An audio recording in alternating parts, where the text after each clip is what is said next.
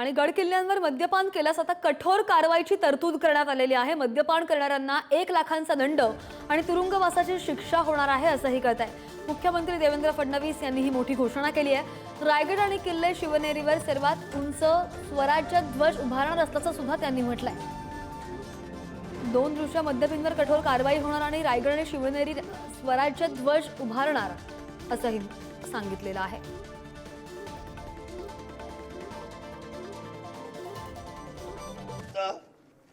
आदरणीय एकनाथजी शिंदे साहेब, आदरणीय अजितदादा, या तिन्ही मान्यवरांचे आणि नवनिर्वाचित जेवढे मंत्री महोदय आहे, या सर्वांचे मी मनापासून अभिनंदन करतो आणि मला खात्री आहे की अतिशय प्रगतीच्या पथावर या महाराष्ट्र राज्याला पुढे नेण्यासाठी ही 5 वर्ष भरभक्कम राहतील, माझ्या मनामध्ये शंका नाही।